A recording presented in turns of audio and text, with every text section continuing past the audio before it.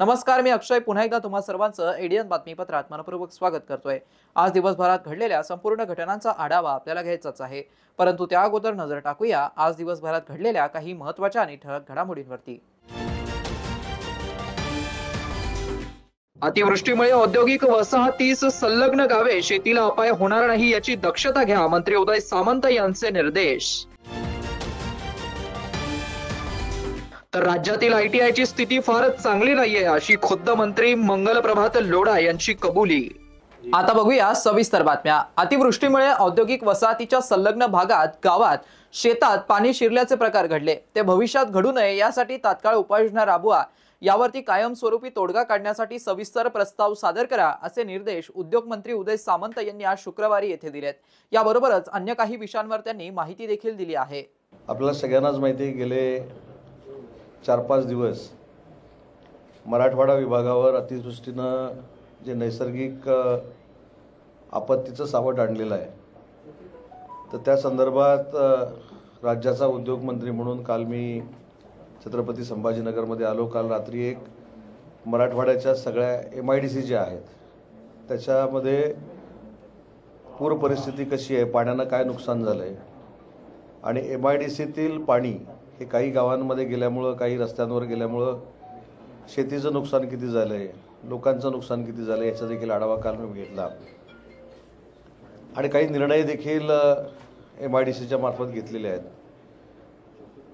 आपल्याला माहिती आहे की वाळूंज MIDCचं पाणी काही भागांमध्ये गेलेलं होतं, त्याच्यानंतर जालनामध्ये ही परिस्थिती निर्माण होती, पैठणमध्ये देखील परिस्थिती निर्माण होती।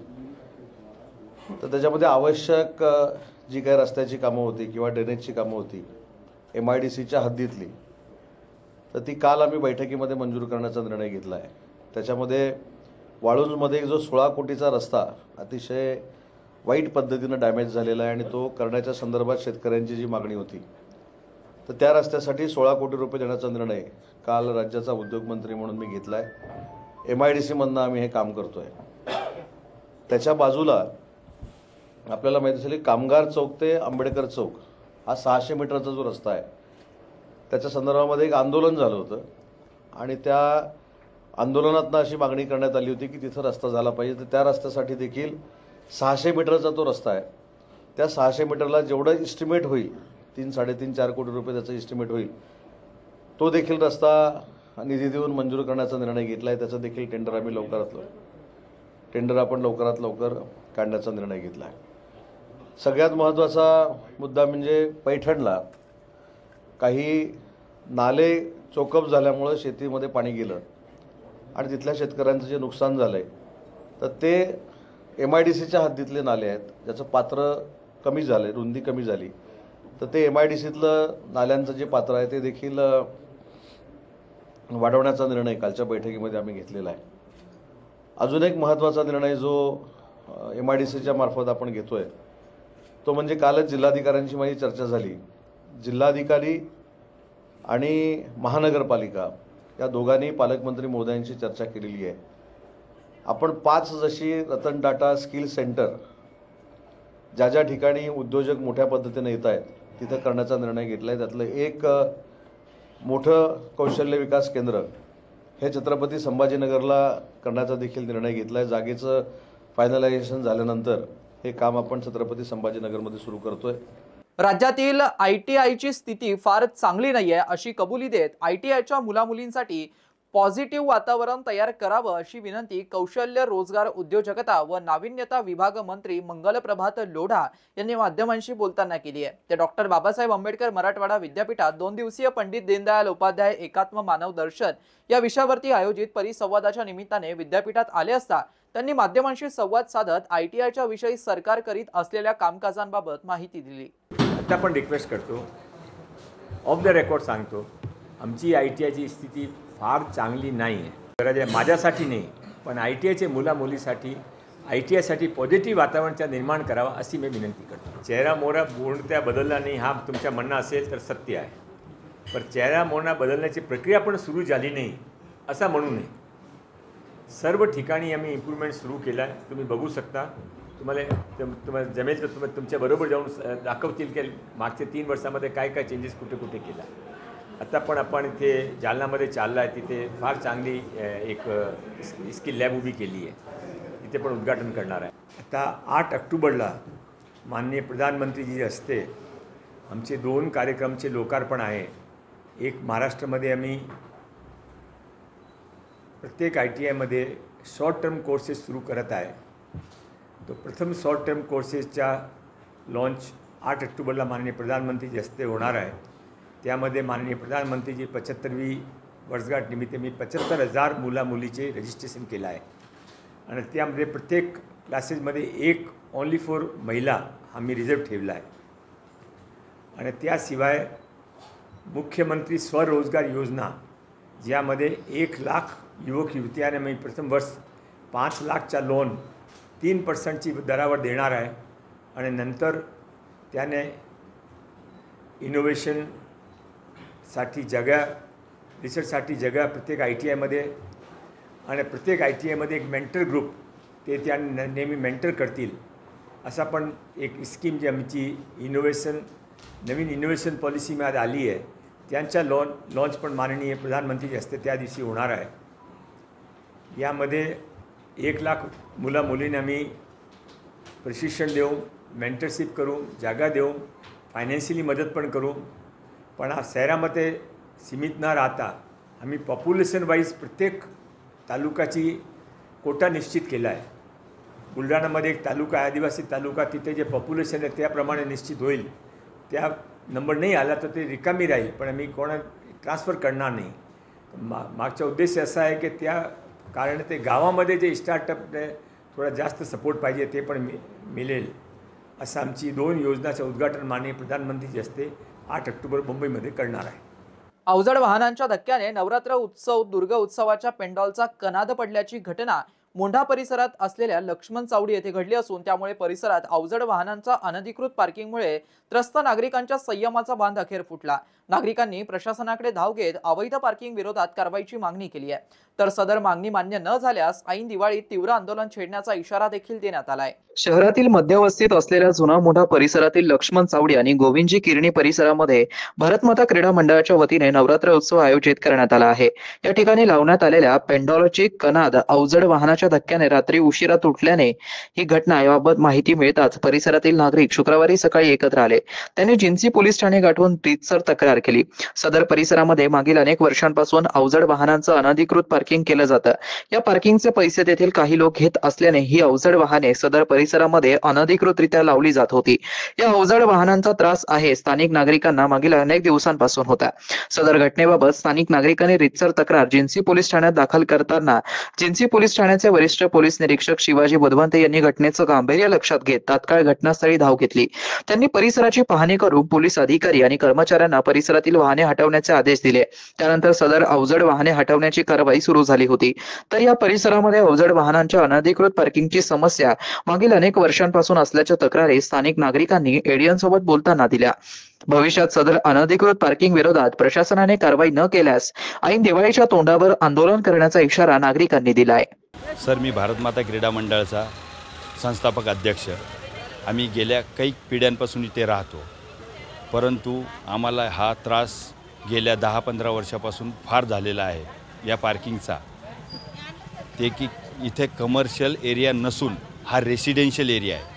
मोजकीच जागा लहान मुलांना खेळण्याची उरलेली आहे. त्यावर सुद्धा हे लोक अनलिगल प्रोसेसने पार्किंग करतात. बरं, पार्किंग न करण्याकरता सांगायला जावं तर भांडणावर येतात. इथले ड्रायव्हर रात्री बेरात्री येतात, गाड्या कशाही रिवर्स लावतात, यायला रस्ता ठेवत नाही, इथेच लघवी करते आडोश्याला व घाणघाण शिव्यागाळ करतात. ते आमच्या महिलांना दररोज ऐकावे लागतात. हा त्रास आम्हाला भरपूर दिवसापासून आहे, पण आम्ही प्रेमाने समजावून थकलो. शेवटी काल त्यांनी तर कहरच केला की आमच्या देवीचा जो सभामंडप होता तोच पाडून टाकला रिवर्समध्ये. मग आमच्याकडून राहवल्या गेलं नाही. आम्ही आज सकाळीच पोलीस स्टेशनला गेलो व पोलीस स्टेशन जिन्सी पोलीस स्टेशनवाल्यांनी यांच्यावर फाईन वगैरे मारायची शिंदेसाहेब या ट्रॅफिक पोलीसवाले, त्यांनी येऊन याच्यावर फाईन वगैरे लावली. यापूर्वी काही अपघात वगैरे यापूर्वी 10 ते 12 वर्षापूर्वी याच लाकडांच्या ट्रकाखाली एक व्यक्ती मेलेला आहे. त्याच्यानंतर आत्ता 15-20 दिवस पूर्वी 2 मुलं दबले होते. अक्षरशः त्यांना ओरडून गाडी थांबवली, नाही तर त्यांचंही काम झालं असतं. अशा घटना इथं हर 15-20 दिवसात घडत असतात. तर आमची एवढीच विनंती आहे की हे अनलिगल प्रोसेसची पार्किंग इथून बंद करावी. हा आमचा रेसिडेन्शियल एरिया आहे, लहान मुलांची खेळायची जागा आहे हक्काची. तिथे त्या लहान मुलांना खेळायला ती जागा मोकळी करावी, येथे पार्किंग करू नये, आमची एवढीच विनंती आहे. छत्रपती संभाजीनगरचे महानगरपालिकाच्या रस्त्यात अनलिगल प्रोसेसने गाडी उभा करतात, त्याच्यामुळे ट्रॅफिकला अडथळा होतो. हे सगळे हटवण्याचं काम चालू आहे. तसेच ट्रॅफिक पोलीस व शहरातील पोलीस यांना आमची व महानगरपालिकेला कळकळीची विनंती आहे की आमचाही हा प्रश्न सोडून द्यावा. हा कमर्शियल एरिया नसून रेसिडेन्शियल एरिया आहे. इथे सुद्धा अनलिगल नाही. तुम्ही ज्या रोडावरच्या गाड्या काढतात तर त्या रोडावरच्या गाड्या काढून हे आमच्या इथं आणून पार्किंग करतात आहे. त्याच्यामुळं आम्हाला फार त्रास होत आहे. तर आमची विनंती आहे शहर पोलीस, ट्रॅफिक पोलीस, महानगरपालिका प्रशासन यांना की आमचे हा जो त्रास होत आहे हा लवकरात लवकर संपवावा, इथली पार्किंग बंद करावा. अन्यथा ऐन दिवाळीच्या तोंडावर आमचा हा त्रास कमी न झाल्यास, पार्किंग बंद न झाल्यास आम्ही दिवाळीच्या ऐन तोंडावर दसऱ्यानंतर आंदोलन छेडू. याची सर्व जबाबदारी मग तुम्ही बघा, प्रशासनाची राहील, कोणाची राहील, काय राहील. आम्ही सर्वांना विनंती केलेली आहे, पण आमचा आतापर्यंत कोणी ऐकलं नव्हतं. आज जिन्सी पोलीस स्टेशनवाले येऊन गेले, ट्रॅफिक पोलीसवाले येऊन गेले, यांनी फाईन मारल्या काही गाड्यांना. व जिन्सी पोलीस स्टेशनचे स्वतः PI सरसुद्धा येऊन गेले. त्यांनी सांगितले आम्ही हे उद्याच्या उद्या सगळं बंद करायला लावू. बंद झालं तर फार चांगलीच गोष्ट आहे, कारण की आमचे लहान मुलं खेळत राहतात. हे काल झालं, आता रात्री कवच झालं माहिती नाही, पण कालचीच घटना झाली. हां, कोणी बाहेर नसताना झाली.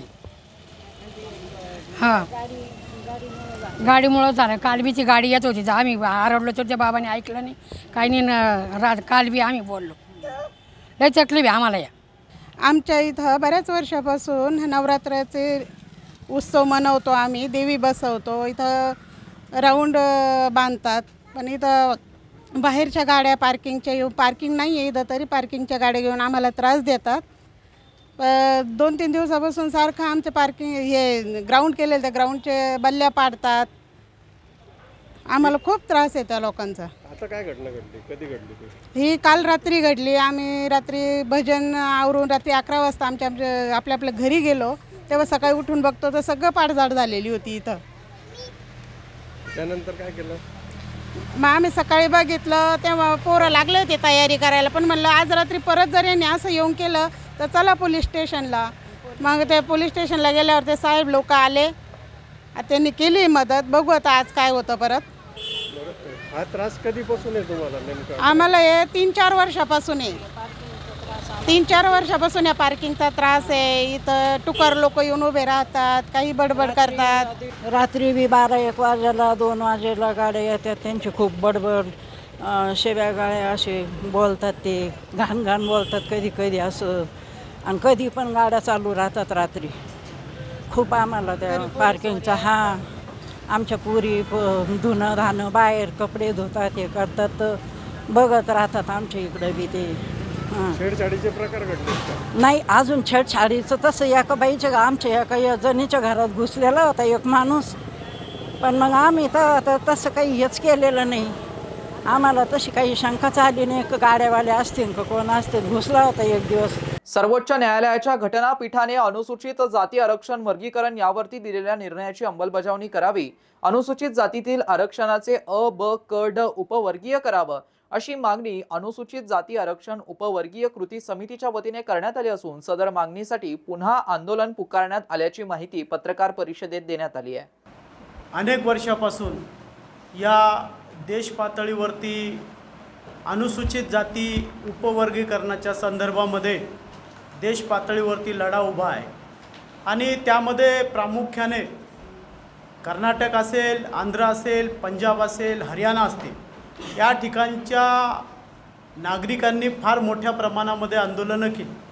त्यामध्ये प्रामुख्याने मंदाकृष्ण मादिगा यांनी प्रचंड असे आंदोलन करून या देश पातळीवरती डॉक्टर बाबासाहेब आंबेडकरांनी जे काही अनुसूचित जातीसाठी 13% आरक्षण दिलं, त्या आरक्षणामध्ये ज्या काही छोट्या छोट्या अविकसित जाती आहेत त्या जातींनासुद्धा आरक्षणाचा लाभ दिला गेला पाहिजे, अशा पद्धतीची ही प्रामुख्यानं मागणी होती.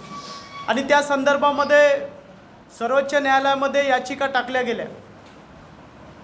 त्याच्या अगोदर आंध्रामध्ये लागू झालं, पंजाबमध्ये लागू झालं, परंतु ते नाकारले गेलं. तिथल्या राज्य सरकारने ते लागू केलं.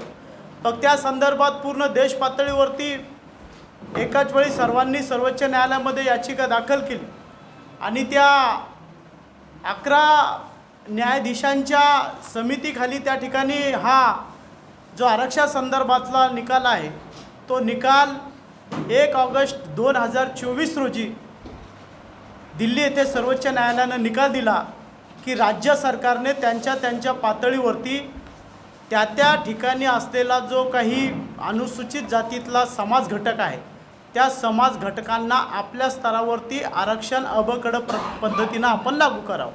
आणि त्याच अनुषंगाने आंध्रामध्ये लागू झालं, इतर राज्यही त्या ठिकाणी अग्रेसर आहे. परंतु महाराष्ट्र सरकारला आम्ही सर्व सकल मातंग समाजाच्या वतीनं गेल्या अनेक वर्षापासून आमचे नेते डॉक्टर बाबासाहेब गोखले साहेब यांनी आझाद मैदानावरती गेले सतत 8 वर्ष आंदोलन उपोषणं केले आणि त्यांची मागणी होती प्रामुख्यानं की अबकडं वर्गीकरण झालं पाहिजे, मातंग समाजाला 8% आरक्षण मिळालं पाहिजे. त्या अनुषंगाने हा सर्वोच्च न्यायालयाचा निकाल आणि मग सर्व समाजातील प्रमुख मंडळी वेळोवेळी आझाद मैदानावरती मोर्चे काढले, आंदोलनं केली. आत्ता मागच्या 2 या ठिकाणी अबकडं वर्गीकरण करणार त्या संदर्भामध्ये निवृत्त न्यायमूर्ती अनंत बदर यांच्या समितीची स्थापना केली गेली आणि त्यांचा अहवाल येईपर्यंत आम्ही अबकडं करणार नाही अशी सरकारची भूमिका होती. आणि त्यांना अहवाल देण्यासाठी त्या ठिकाणी काही मुदत दिली. त्या मुदतीच्या आत त्या ठिकाणी त्या बदर समितीनं तो अहवाल द्यावा आणि आम्ही या ठिकाणी अबकडं करण्यास तयार आहे.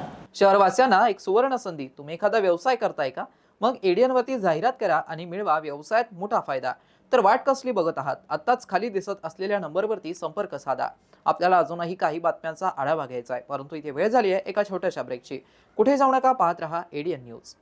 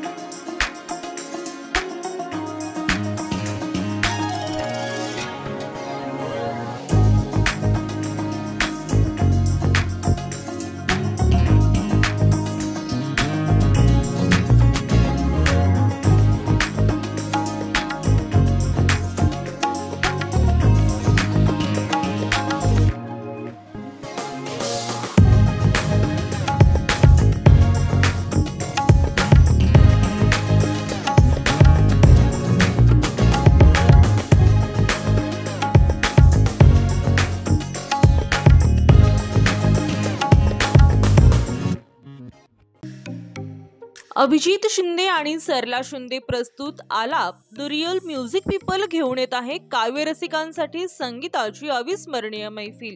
भव्य म्युझिकल कॉन्सर्ट्स, गझल मैफिली, लग्न सोहळ्यांचा जल्लोष, कॉर्पोरेट शो ते थीम इव्हेंट्स ऑर्केस्ट्रा यासह प्री वेडिंग शूट्स, जाहिराती, कॉर्पोरेट फिल्मसाठी दर्जेदार असा अत्याधुनिक स्टुडिओ.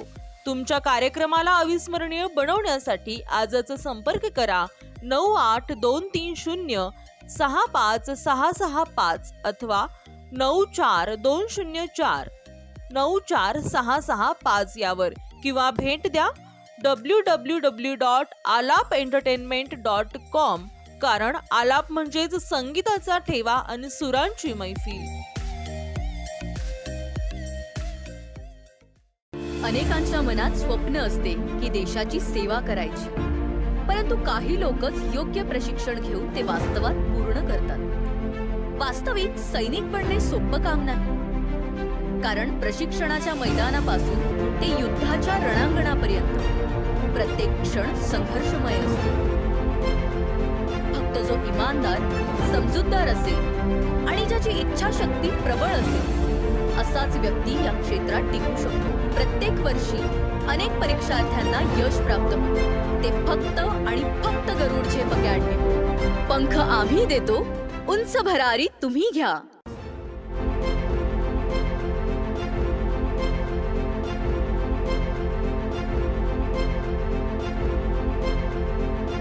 शिक्षण असो किंवा नोकरी, कुठल्याही कामानिमित्त छत्रपती संभाजीनगर येथे येत असाल तर तुमच्या घरगुती जेवणाची चिंता आता मिटली.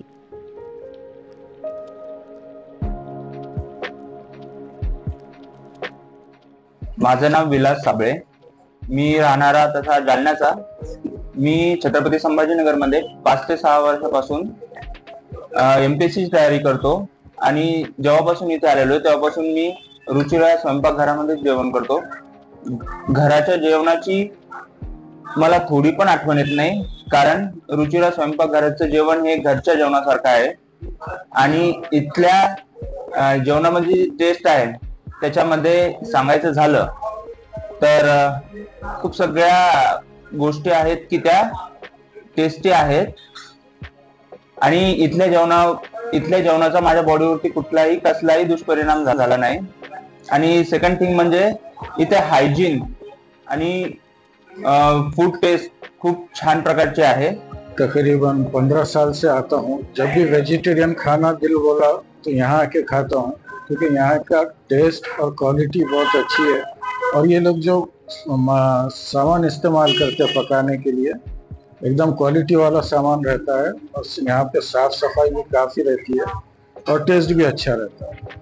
और स्पेशली मैं तो बोलूँगा यहाँ का जो जवारी की रोटी और बेसन जो क्या बोलते पिठला भाकरी एंड दैट थिंग बैगन का भरता जो रहता है वो काफ़ी टेस्टी है. और दूसरा जो है ये आलू पराठा, मेथी paratha, puran poli, they are good in taste, very fine and I am satisfied bye. घरगुती जेवणाच्या चवीसाठी एकदा अवश्य भेट द्या रुचिरा स्वयंपाकघर येथे. मस्त मास्क पहना रहे तुम्हें. Thank you sir.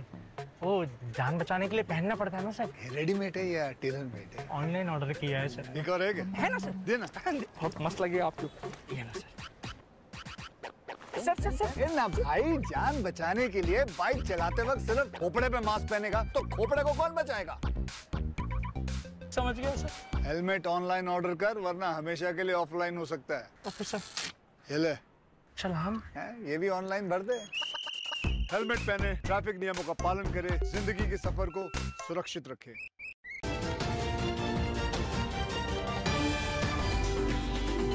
ब्रेक नंतर पुन्हा एकदा स्वागत. आपण बघत आहात एडियन बातमीपत्र.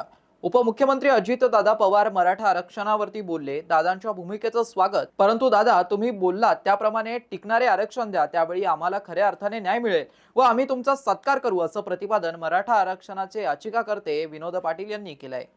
निश्चित आज अजितदादांनी बऱ्याच दिवसांनी मराठा आरक्षणाबद्दल किंवा आरक्षणाबद्दल एकंदरीत आपली भूमिका मांडली. सर्वप्रथम मी दादांचं बोलण्याचं मी स्वागत करतो, यासाठी करतो की आम्हाला अपेक्षा आहे राज्याचे मुख्यमंत्री उपमुख्यमंत्री यांनी स्पष्ट भूमिका मांडावी व जे काही आपसामध्ये वाद चालले थांबून ठोस टिकणारं आरक्षण याचा फॉर्म्युला सांगावा व ते लागू करावं. मागच्या काळात देखील अजितदादा ज्यावेळेस उपमुख्यमंत्री होते, अण्णासाहेब पाटील महामंडळावर साथी महामंडळासंदर्भात दादाकडे ज्यावेळेस प्रश्न गेला त्यांनी पुढाकार घेऊन सोडवला, परंतु मधल्या काळामध्ये दादाने मराठा आरक्षणावर फार काही भाष्य केले नाही. त्यामुळे ते जे वक्तव्य त्यांनी केलं त्या 2-3 गोष्टी त्यांनी एकत्रितपणे सांगितल्या. त्यांनी आर्थिक निकषाचा उल्लेख केला. आर्थिक निकष ऑलरेडी मराठा आरक्षणामध्ये ज्यांचं उत्पन्न 8 लाखाच्या खाली त्यांनाच आरक्षण मिळणार आहे, तेव्हा मराठा समाज आणि आर्थिक निकष याचं साम्य झालेलं आहे. त्याचबद्दल दादा हेही बोलले की मागेल त्याला आरक्षण मिळालं पाहिजे, तर आम्ही मागतोच आहे, आम्हाला आरक्षण मिळालं पाहिजे. आणि तिसरी गोष्ट दादा त्या ठिकाणी बोलले की आपसामध्ये वाद करू नका. तर तिन्ही गोष्टी या आमच्याशी संबंधित आहे. त्यामुळे मी दादांना विनंती करतो की त्यांनी राज्याचे नेते म्हणून, मराठा समाजाचे नेते म्हणून पुढाकार घ्यावा, टिकणारा आरक्षणाचा फॉर्म्युला द्यावा, ते कसं लागू होईल, त्याचा समाजाच्या घटकाला कसा फायदा होईल याच्यावर भाष्य करावं आणि भूमिका मांडावी. जर त्यांनी खुलेआम भूमिका घेतली आम्ही त्यांचं स्वागत करू. निश्चित त्यांचं वक्तव्यच तसं होतं की आपसात वाद करू नका, तर आम्हाला कुठल्याही प्रकारे वाद करायचा नाही आणि आम्ही वाद करणारे नाहीत. छत्रपती शिवाजी महाराजांचे संस्कार आमच्यावर आहेत आणि दादांनी फॉर्म्युला द्यावा, खरं तर दादांनी जबाबदारी घ्यावी असं देखील मी आपल्या माध्यमातून सांगतो. बंजारा समाजाला हैदराबाद इस्टेट गॅजेट 1920 नुसार अनुसूचित जमाती प्रवर्गात आरक्षण द्यावं या प्रमुख मागणीसाठी हा मोर्चा आयोजित करण्यात येत असल्याचं समितीने स्पष्ट केलंय. या पार्श्वभूमीवरती मोर्चा दरम्यान कायदा व सुव्यवस्थेच्या दृष्टीने पुरेसा पोलीस बंदोबस्त ठेवावा अशी मागणी समितीने केली आहे. आमचा आम्ही बंजारा समाज हा बहुसंख्यक समाज असा आहे आणि आम्हाला आता सध्या जे एसटी प्रवर्गातून आरक्षण पाहिजे ही मागणी आमची आजपासून नाही आहे, तर ही मागणी आमची फार जुनी आहे. जरांगे पाटलांनी आंदोलन केलं, त्यांना हैदराबाद गॅजेट लागू केलं, हैदराबाद गॅजेट प्रमाणे मराठ्यांना ओबीसीतून आरक्षण देण्यात आलं. पण आम्ही या ठिकाणी आमचा जो इतिहास आहे हा 6,500 वर्षापूर्वीपासून आमचा इतिहास आहे. बंजारा समाज हा विमुक्त भटक्या जमानीमध्ये आता सध्या आम्हाला महाराष्ट्रामध्ये जे आहे तर व्हीजेएनटीमध्ये आरक्षण आहे, तेलंगणामध्ये एसटीमध्ये आहे, त्यानंतर राजस्थानमध्ये ओबीसीमध्ये आहे. आमचा प्रवर्ग एका ठिकाणी नाही आहे. तरी शासनाला आम्ही आज निवेदन दिलेलं आहे या ठिकाणी. तहसीलदार साहेब त्याचप्रमाणे पोलीस स्टेशन यांना पण, पोलीस स्टेशन निरीक्षक सरांना पण या ठिकाणी आम्ही आज निवेदन दिलं आहे. येणाऱ्या 3 तारखेला आम्ही तालुकास्तरीय खुलताबाद येथे भव्य मोर्चा आम्ही काढणार आहे. त्यासाठी बंदोबस्तासाठी रीतसर आम्ही या ठिकाणी परवानगी घेतलेली आहे, तहसीलदार साहेबांची परमिशन घेतलेली आहे आणि पोलीस स्टेशनचीही परमिशन घेतलेली आहे. आंदोलन का आणि कशासाठी, तर हा आंदोलन आमचा प्रत्येक स्तरावरून चालू आहे. सुरुवातीला आम्ही प्रत्येक ग्रामपंचायतमधनं आम्ही प्रत्येक तहसीलदारांना आम्ही निवेदन दिलेले आहे. त्याचप्रमाणे आमची ही मागणी जी आहे जरांगे पाटलाच्या अगोदरची आमची मागणी आहे, पण सरकार हे दुर्लक्ष करतं आहे. आमच्या कॅटेगरीमध्ये बऱ्याचशा लोकांची ही घुसखोरी झालेली आहे. आज डुप्लिकेट नोकऱ्या करतायत. आमच्या व्हीजेएनटीचे डुप्लिकेट कास्ट सर्टिफिकेट काढले, यासाठी शासनाने सांगितलं होतं की आम्ही SIT नेमतो, पण शासनाने काही त्यांचा वायदा पूर्ण केलेला नाही आहे. तर त्यासाठी आमची जी जमात आहे ही विमुक्त भटक्या जमातीमध्ये आज आम्ही आहोत, पण खरोखर आम्ही आदिवासी आहोत. का की आम्ही या ठिकाणी आमचं जे पेरावा आहे हा पण जुन्या चालीरीतीमध्ये आहे.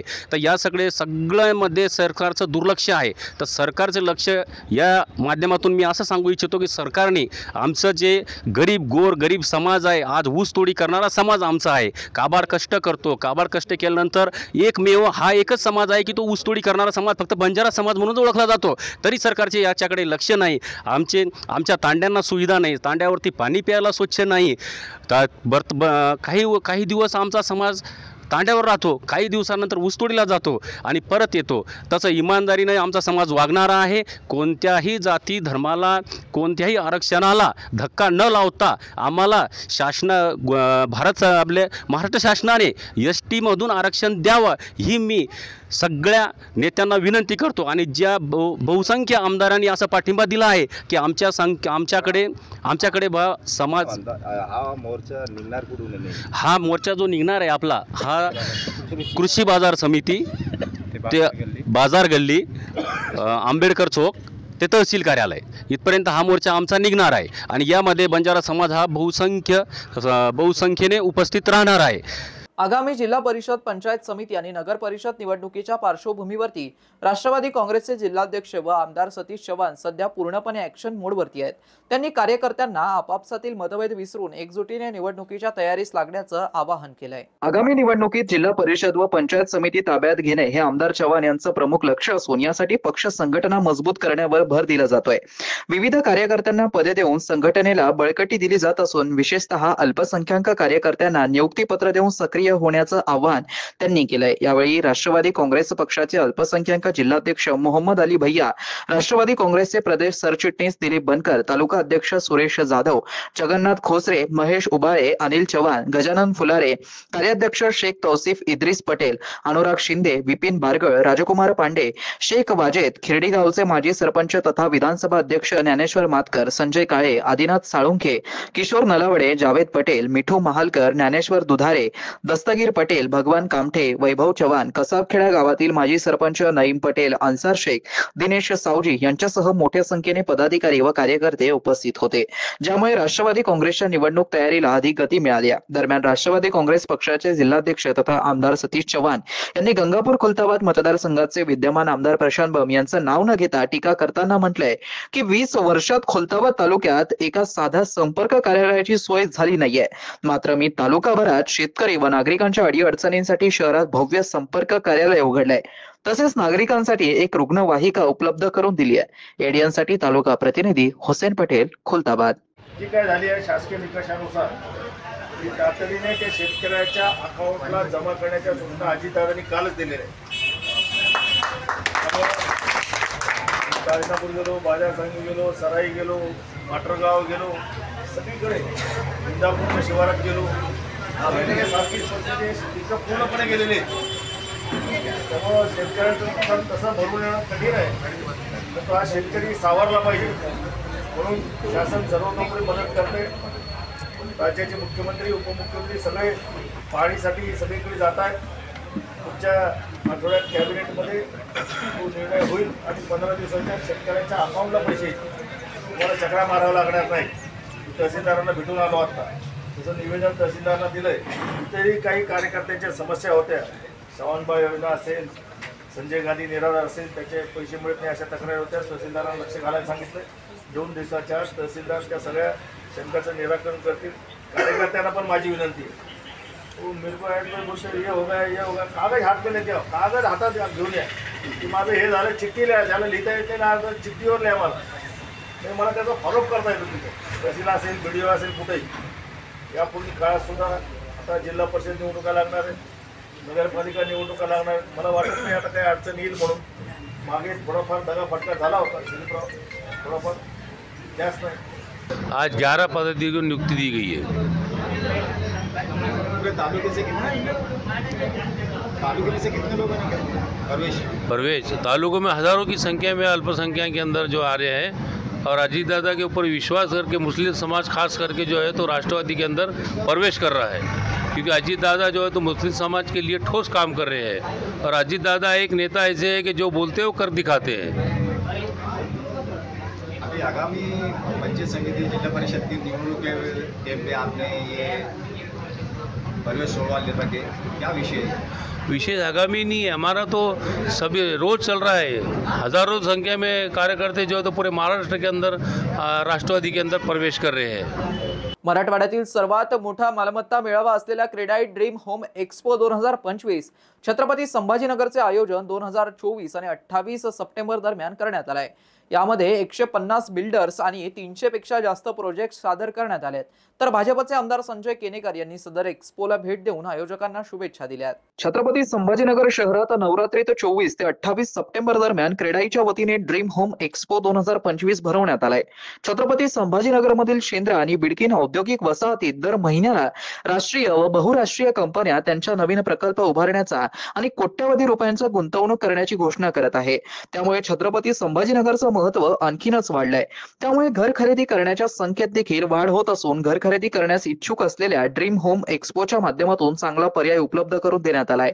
24 सप्टेंबर पासून सुरू करण्यात आलेल्या या एक्सपो मध्ये नागरिकांचा उत्स्फूर्त प्रतिसाद मिळत असून गुरुवारी सायंकाळी आमदार संजय केनेकर यांनी सदर एक्सपोला सदिच्छा भेट देऊन यावेळी त्यांनी विविध स्टॉलला भेट देऊन मालमत्तांच्या बाबत माहिती करून घेतली। त्यांनी आयोजकांसोबत चर्चा करून त्यांना शुभेच्छा दिल्या। सदर ड्रीम होम एक्सपो मध्ये 1 BHK पासून तर 5 BHK फ्लॅट्स, रो हाऊसेस, बंगले, प्लॉट्स असे असंख्य पर्याय एका छताखाली उपलब्ध असून व्यापारी उद्योजकांसाठी विविध भागातील व्यावसायिक प्रकल्पात ऑफिसेस, शोरूम्सही उपलब्ध आहेत। या प्रॉपर्टीच्या किमती 10 लाखांपासून तर 3,50,00,000 दरम्यान आहे। तर आमदार संजय केनेकर यांनी यावेळी एक्सपो आयोजनाबाबत समाधान व्यक्त करत शुभेच्छा दिल्या। संभाजीनगर मधील 35 ते 40 वर्षापासून गृह प्रकल्पामध्ये काम करणारी क्रेडाई ही संस्था एक छत्रपती संभाजीनगरमध्ये विश्वासार्हता प्राप्त करणारी ही संस्था निश्चितच 2025चा त्यांनी महा एक्सपो घरांच्या बाबतीतचा सुरू केला आणि या महा एक्सपोमध्ये 300 गृह प्रकल्पाचे व्यावसायिकरण करणारे सर्व मंडळी या महा एक्सपोमध्ये सर्व सुविधा घेऊन सर्वसाधारण कुटुंबासाठी त्यांच्या स्वप्नातील घराला आकार देण्याच्या बाबत एक चांगली प्रकल्प सर्वसाधारण कुटुंबाला माफक दरात घरं उपलब्ध करून देण्याच्या भूमिकेतून या महा एक्सपोचं आयोजन करण्यात आलं। निश्चितच मी क्रेडाईच्या अध्यक्षांना व त्यांच्या पदाधिकाऱ्यांना खूप खूप शुभेच्छा देतो आणि त्यांचं अभिनंदनही करतो की सर्वसाधारण कुटुंबाला एक नवीन पर्वणी या दिवाळीच्या आधी आपण उपलब्ध करून देत आहेत, त्याबद्दल तुमचे खूप खूप धन्यवाद। खरं तर महाराष्ट्राचे कणखर, हुशार आणि चाणक्य असलेले मुख्यमंत्री देवेंद्रजी फडणवीस यांनी मराठवाड्याचा कायापालट केला। छत्रपती संभाजीनगर जिल्ह्याचं परिवर्तनाची, विकासाची नांदीच घेऊन ते जवळपास लाख करोडचा गुंतवणूक कंपन्याची त्यांनी छत्रपती संभाजीनगरमध्ये केली, जेणेकरून हा मराठवाडा रोजगाराच्या निमित्ताने सुजलन सुफला झाला पाहिजे आणि त्यामुळे इथला रोजगार वाढला तर निश्चितच या छत्रपती संभाजीनगर आणि मराठवाड्यातली फलस्फूर्तीला वेळ लागणार नाही। शेवटी पुन्हा एकदा नजर टाकूया आज दिवसभरात घडलेल्या काही महत्त्वाच्या आणि ठळक घडामोडींवरती। अतिवृष्टीमुळे औद्योगिक वसाहतीस संलग्न गावे शेतीला अपाय होणार नाही याची दक्षता घ्या, मंत्री उदय सामंत यांचे निर्देश। तर राज्यातील ITIची स्थिती फारच चांगली नाहीये अशी खुद्द मंत्री मंगलप्रभात लोढा यांची कबुली। आणि याबरोबरच हे बातमीपत्र इथेच संपलं। पुन्हा भेटूया पुढील बातमीपत्रात, तोपर्यंत पाहत रहा आपल्या हक्काचं बातमीपत्र ADN न्यूज।